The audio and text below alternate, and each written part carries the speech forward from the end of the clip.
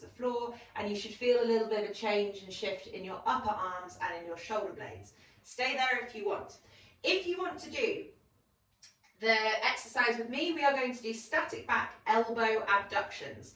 So for elbow abductions, you're going to feed your yoga strap through your arms like so that they are just above your elbows and it's sort of in the middle of your upper arms, in between the elbow and the shoulder. When you squeeze out against your elbows, they are staying at about shoulder distance apart. So don't have it too wide, don't have it too narrow. You're squeezing out with the elbows and they are staying at shoulder distance apart. FYI, this is what the modified floor block prayer position should have also felt like. So you can kind of feel how the modified floor block prayer position should have felt like, because this is keeping your elbows in that same position of sort of flexion over the shoulder.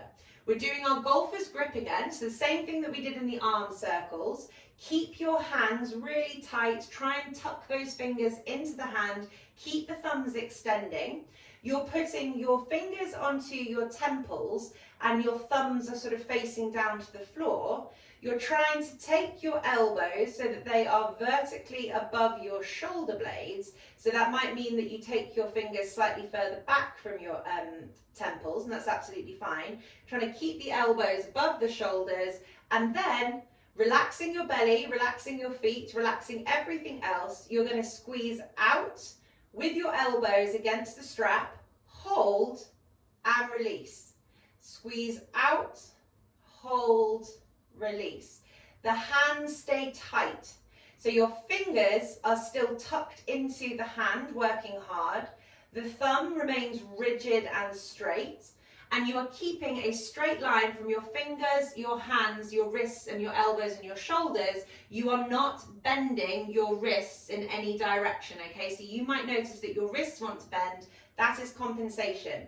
The driving out with the elbows is basically using the upper arm and the shoulder to create the movement, not the wrists and the lower arms. Keep your belly relaxed, keep your feet relaxed. You should feel, as you squeeze out with the strap, how your shoulder blades start drawing kind of back and down behind you. So we're creating a little bit of that shoulder blade retraction. We're going to do 20 of these at your own pace. If anything hurts, just do static back. It's still very, very valuable, I promise. Off we go. 1, squeeze, release. 2, squeeze, release. 3, squeeze, release. 4, squeeze, release. 5, squeeze, release. Keep the elbows above the shoulders. 6, squeeze, release. 7, squeeze, release. 8, squeeze, release. Are your fingers still tight and your thumbs still extended? 9, squeeze, release. 10, squeeze, release. 11, squeeze, release. 12, squeeze, release. 13, squeeze, release. 14, squeeze, release. 15, squeeze, release. 16, squeeze, release. 17, squeeze, release. 18, squeeze, release. 19, squeeze, release. 20, squeeze, release.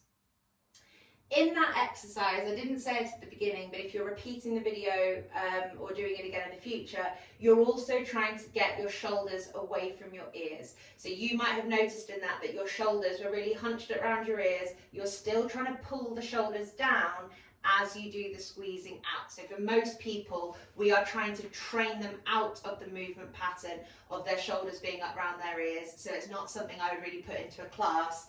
I never want to really encourage that, because most